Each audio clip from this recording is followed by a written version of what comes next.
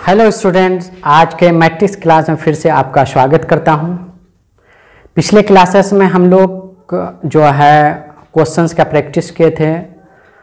Matrix का कुछ questions देखे थे हम लोग कि कैसे ऑर्डर्स पता कर पाएंगे किसी मैट्रिक्स का, या फिर एलिमेंट नंबर ऑफ एलिमेंट दिया हुआ हो तो उसका क्या क्या पॉसिबल ऑर्डर होगा, उस चीज़ को हम लोग क्लियर कर लें। तो आज हम लोग मैट्रिक्स का टाइप से जाने से पहले हम आपको रिप्रेजेंटेशन ऑफ मैट्रिक्स सिखाने जा रहे हैं। तो आज का टॉपिक है रिप्रेजेंटेशन ऑफ मैट्रिक्स। यानी रिप्रेजेंटेशन ऑफ मैट्रिक्स का मतलब यह हो गया कि अगर कोई मैट्रिक्स m/n के ऑर्डर का है तो उसको इन जनरल हम कैसे एक्सप्रेस करते हैं वो चीज़ देखिए।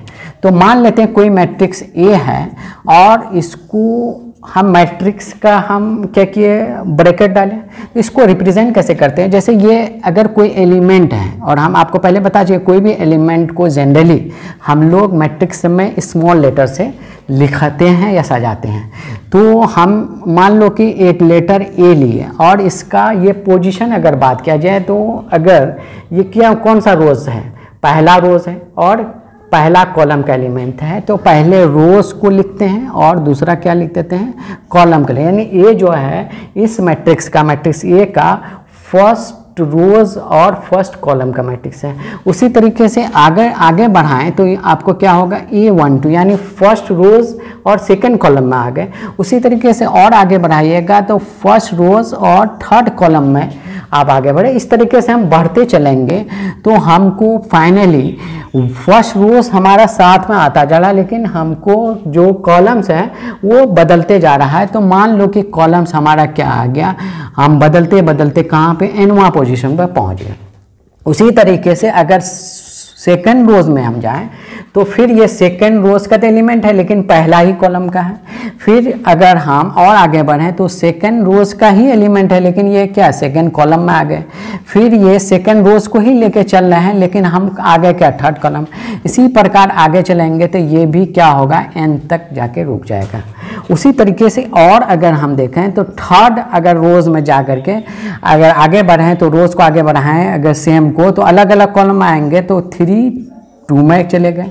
उसी प्रकार ये क्या होगा, थर्ड रोज ही है लेकिन कॉलम चेंज हो गया क्या, 3-3 में। उसी तरीके से ज़्यादा ज़्यादा हमको क्या आएगा, n कॉलम तक जा सकते हैं। तो अब ये तो हम चले गए कि भाई कॉलम्स में, लेकिन अगर यही चीज़ को हम आगे बढ़ाते चलें तो रोज़ चेंज करते चलें। रोज़ अगर इधर से देखिए तो रोज़ चेंज करते जा रहे हैं तो एक ऐसा वक्त आएगा कि हम पहला रोज़ में थे, उसके बाद सेकेंड रोज़ में थे, उसके बाद क्या है, थर्ड रोज़ में आ गए। हो सकता है कि हम आहिस्ते आहिस्ते किस रोज़ में आ गए, n तो नाम दे चुके हैं। मान लो कि m रोज़ में हम पहुँच गए, m रोज़ में पहुँचे लेकिन ये कौन सा कॉलम है, फर्स्ट कॉलम है। उसी तरीके से ये m रोज पहुँचे लेकिन ये क्या, सेकंड कॉलम है। उसी तरीके से m रोज तो पहुँचे, ये क्या है, थर्ड कॉलम है। इस तरीके से ये भी बढ़ता जाएगा तो ये थर्ड पर ये m कहाँ तक जाएगा, n कॉलम तक जाएगा। तो फाइनली हम लास्ट एलिमेंट को हम क्या लिख सकते हैं, a का ith पोजीशन m है और jth पोजीशन क्या, n है। तो इसी मैट्रिक्स को ओवरऑल हम एक और तरीके से लिख सकते हैं। ओवरऑल ये देखा जाए तो इसको हम ऐसा लिख सकते हैं कि भाई Aij मैट्रिक्स, मतलब इन जनरल अगर कोई मैट्रिक्स का एलिमेंट A है उसका ith और jth पोजीशन को हम यहाँ पे अंदर में लिखते हैं और उसका जो ऑर्डर है ये लिखा जाएगा। यानी जो लास्ट एलिमेंट का पोजीशंस होगा ith और jth, वही उसके उस मैट्रिक्स का ऑर्डर भी होगा। ये तो आपको क्लियर हो गया कि कैसे किसी भी मैट्रिक्स को रिप्रेजेंटेशन करते हैं। बहुत सारा स्टूडेंट को हम देखें कि इस चीज़ को लिख नहीं पाता है, इसीलिए हम इस चीज़ को बताएं कि कैसे लिखा जाता है। तो फिर से हम रिपीट कर दें तो यहाँ पे पहला रोज लिए तो हम अलग अलग कॉलम चेंज करते गए, कॉलम चेंज करते करते कहाँ तक चले गए, n तक। उसी तरह सेकंड रोज में लिए तो कॉलम चेंज करते करते कहाँ तक जाए, n है। उसी तरह थर्ड रोज लिए तो हम कॉलम चेंज करते करते n तक चले गए। अब क्या है कि हम रोज जाते जाते इन जनरल हम कहाँ, m तक गए और उसका पहला कॉलम, फिर सेकेंड कॉलम, थर्ड कॉलम, यानी फाइनली हम कहाँ तक जाएंगे, m रोज को लेकर के कहाँ तक, n कॉलम तक जाएंगे। इसका ओवरऑल किसी भी मैट्रिक्स को इन जनरल इस तरीके से एक्सप्रेस किया जाता है। ये चीज़ हम लोग सीख लिए। अब चलते हैं इस पर क्वेश्चंस किस किस प्रकार का आता है वो देखते हैं। चलिए तो बच्चों, अगर हमको इस तरीके का क्वेश्चंस आता है कि जैसे क्या कह रहा है, कंसीडर द मैट्रिक्स, ये एक मैट्रिक्स है, तब हमको कह रहा है कि A11 और A12 A13 या A21 A22 A23 निकालना है। तो सबसे पहली चीज़ आपको देखो, ये मैट्रिक्स क्या है, इसको बनाने का तरीका हम बता रहे हैं, आसानी होगा आपको अगर ये प्रोसेस आप अपनाइएगा। सबसे पहले इसका ऑर्डर पता कीजिए, ये कितना रोज़ है भाई, 3 रोज़, ये 2 रोज़ है, 2 रोज़ है, और कितने कॉलम है, 3 कॉलम है। तो अगर इन जनरल अगर कोई मैट्रिक्स जो 2/3 हो उसको कैसे लिखेंगे पहले ये सीख लीजिए। तो 2/3 का मतलब है 2 रोज़ वाला, तो 1 रोज़ और क्या है, 3 कॉलम है, तो एक रो एलिमेंट जो होगा कहाँ कहाँ जाएगा, A11 A12 A13 लिखा जाएगा। उसी तरीके से 21 22 21 21 22 और 23 लिखा जाएगा। ये आपको इन जनरल हो गया। अगर इसके उपलक्ष्य में अगर कंपेयर कीजिएगा, ये देखिए 2 रोज़ है और 3 कॉलम है, 3 कॉलम का 2 रोज़ और 3 कॉलम का आपको मैट्रिक्स मिल गया। अगर इसको हम इस मैट्रिक्स से, जो गिवन मैट्रिक्स से कंपेयर कीजिएगा, तो यहाँ पे देखिए पहला पोजीशन है A11 है, वो क्या होल्ड कर रहा है, यहाँ पे 3 कर रहा है, तो हम लिख सकते हैं A11 3। उसी तरीके से अगर हम A12 लिखें तो हमको क्या मिलेगा, -2 मिलेगा। A13 लिखें तो हमको क्या मिलेगा, 5 मिलेगा।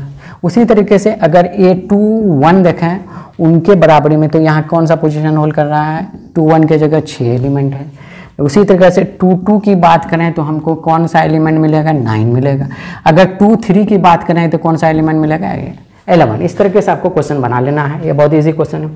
उसी तरीके से एक क्वेश्चन और है कि आपको अगर कोई मैट्रिक्स C है तो यहाँ पे आप बताइए, यहाँ भी क्या है, 3/3 का ही मैट्रिक्स या 2/3 का ही मैट्रिक्स। तो हम पहले जनरल मैट्रिक्स हम लिख लेते हैं। तो C में हम लिख लिए A11 A12 और A13, A21 A22 A23।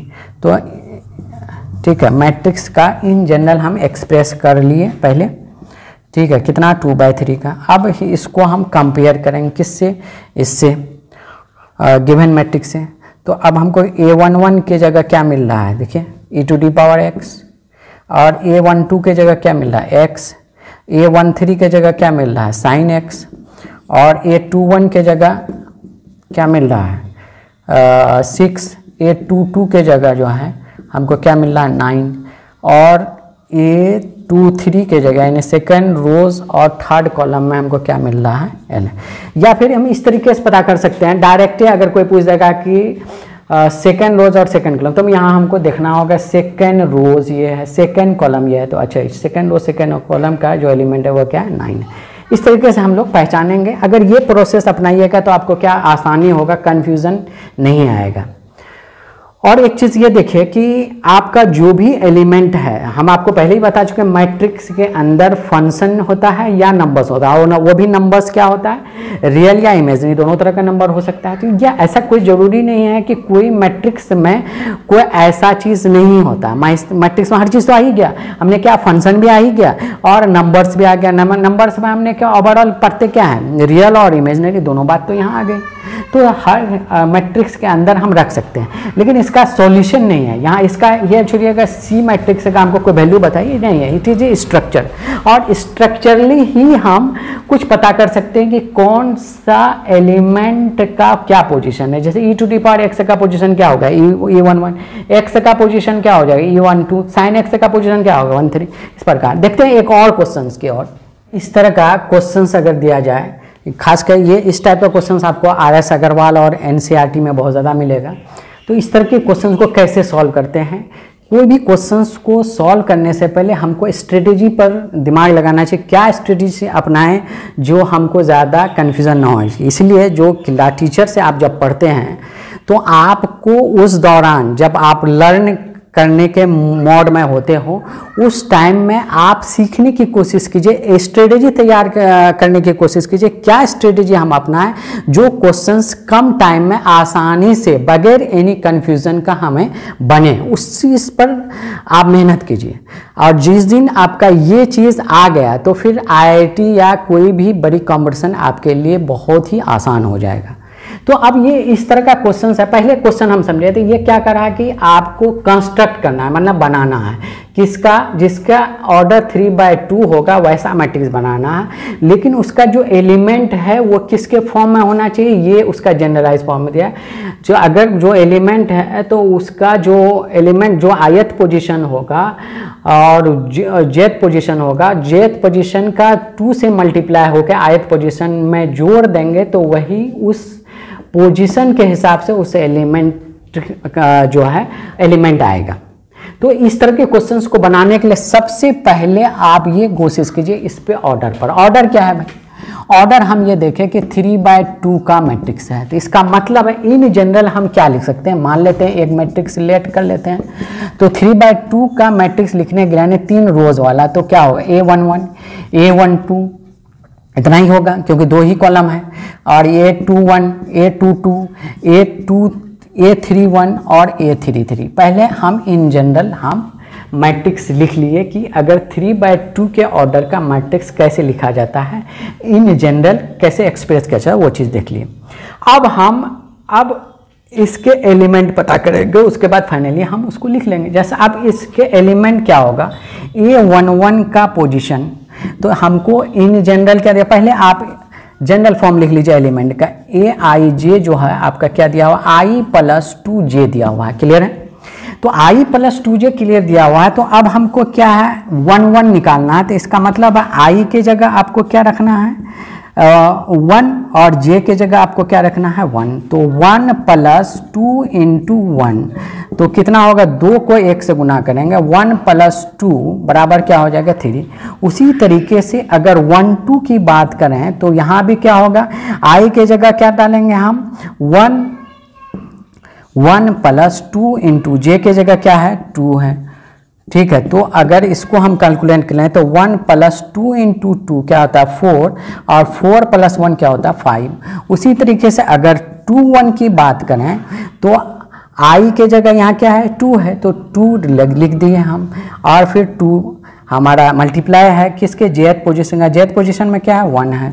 तो इसको हम आगे बढ़ाएंगे, 2+2 × 1 का मतलब होगा 2, तो 2 और 2 मिल करके कितना बन गया 4।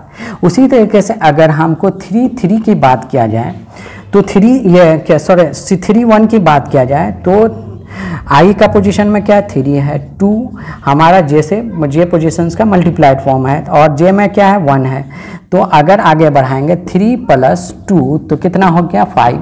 उसी तरीके से अगर हम 3 पर बात करें तो A33 पर, तो यहाँ पे जनरल फॉर्म देखेंगे तो 3 ith पोजीशन क्या है 3 है, और फिर 2 हमारा jth का मल्टीपल फॉर्म है, और jth पोजीशन हमारा क्या है 3 है।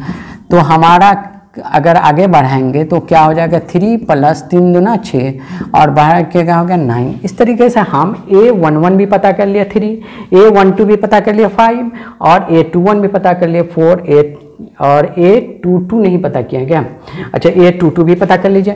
A22 क्या हो जाएगा 2+2 × 2, तो क्या होगा 2+4 तो कितना हो जाए 6। A22 भी पता कर लिए, A31 भी पता कर लिए, A33। अब हमको क्या निकालना था, मैट्रिक्स निकालना था। तो अब हम मैट्रिक्स का रिक्वायर्ड मैट्रिक्स जो हो जाएगा वो रिक्वायर्ड मैट्रिक्स क्या हो जाएगा वो A, और A हम किस प्रकार लिखे थे A11 का, A11 का कौन सा एलिमेंट है 3 है, तो यहाँ 3 लिख लिए। और उसके बाद क्या A12 है, A12 कौन सा एलिमेंट है 5 है, तो 5 लिख दिए। उसके बाद क्या है A21 है, 21 के जगह कौन सा एलिमेंट है 4 है, तो 4 लिख लिए। और उसके बाद A22 है, तो A22 को क्या लिख लिया 6 लिख लिया। उसके बाद क्या है 3 1 है, 3 1 की जगह हमारा कौन सा एलिमेंट आया, 5 है, तो इसको हम 5 लिख दिए। उसके बाद 3 3 को हम क्या लिख दिए, 9 लिख दिया, और इस तरीके से हम मैट्रिक्स को घेर दिया। लेकिन मैट्रिक्स को लिखने के साथ साथ ऑर्डर का भी लिखना ज़रूरी है, ये हमारा स्टैंडर्ड कहलाता है। तो इसलिए इसमें कै रोज़ है भाई, 3 रोज़ है, और कै कॉलम है, 2 कॉलम। तो ये अगर इसको नहीं लिखते हैं तो फिर आपका कंप्लीट आंसर नहीं हुआ, एक प्रॉपर आंसर नहीं हुआ। अगर उसके ऑर्डर्स को भी अगर आप रिप्रेजेंट कर देते हैं, दिखा देते हैं, तब आपका आंसर क्या हो गया, प्रॉपर आंसर हो जाएगा। इस तरीके से जब भी क्वेश्चंस आपका आए, इस तरह के क्वेश्चंस को आप इस तरीके से, जिस तरीके से हम अटेम्प्ट लिए हैं उस तरीके से अटेम्प्ट लेने की कोशिश कीजिए, इंशाल्लाह आपको कोई दिक्कत नहीं आएगा। हम आपसे वादा कर रहे हैं, मैट्रिक्स जो भी चैप्टर्स हम सीरीज में ला रहे हैं उसको आपको ईजी से ईजी बनाएंगे। उसके लिए हमें बहुत मेहनत करना पड़ता है, और आप लोग कमेंट पर लेक्चर कैसा लगा आप ज़रूर लिखा कीजिए, ताकि हम आपको ये और ज़्यादा से ज़्यादा मेहनत करके बेहतर से बेहतर कंटेंट लाएं, क्योंकि हम आपके कमेंट से, आपके फीडबैक से हमें मोटिवेशन मिलता है। तो उम्मीद करते हैं कि आपसे एटलीस्ट आप लोग कमेंट्स में जो प्रॉपर फीडबैक है वो आप लिखेंगे, और जिसे देख करके हम कोशिश करेंगे कि और अच्छे से अच्छे अपने कंटेंट में सुधार ला करके आपको अवगत कराएं। और एक लास्ट इन्फॉर्मेशन ये है कि जैसे अब हम लोग क्वेश्चंस का प्रैक्टिस करने आ गए, तो क्वेश्चंस का प्रैक्टिस में आप लोग क्या कीजिए कि डिस्क्रिप्शन में जाइए, और डिस्क्रिप्शन में आपको पार्टिकुलर क्वेश्चंस का भी टाइम लाइन दिया हुआ है, यानी हेडिंग दिया हुआ है और उसका टाइम लाइन दिया हुआ है। अगर मान लिया कि एग्जैक्टली हमको इसी क्वेश्चंस का वीडियो देखना है कि कंस्ट्रक्ट 3/2 मैट्रिक्स हो जाए एलिमेंट आर्ग्यूमेंट, तो ये हेडिंग दिया होगा और उसमें टाइम दिया होगा। उसमें जैसे ही आप क्लिक करेंगे तो आप वीडियो के उस पोजीशन में चले जाएंगे, उसको यूज़ कीजिए, ताकि आपका टाइम बर्बाद हो करके आप एग्जैक्टली उसी क्वेश्चंस पर करेंगे। जो पहली बार है तो उतने पूरी वीडियो देखेंगे, लेकिन कभी सेकंड बार, थर्ड बार आपको देखना होगा कि पार्टिकुलर क्वेश्चन का सर कैसे सॉल्यूशन किए हैं, उस चीज़ के लिए आप डिस्क्रिप्शन के टाइम लाइन पर जाइए, और एग्जैक्टली उस जगह पे आप पहुंच जाएंगे, और फिर आप उसका फ़ायदा उठा पाएंगे। चलिए फिर आज इतना ही, फिर हम लोग नेक्स्ट डे नए लेक्चर और नए जुनून के साथ आएंगे, और फिर मैट्रिक्स को आगे बढ़ाएंगे। Okay, bye, thank you.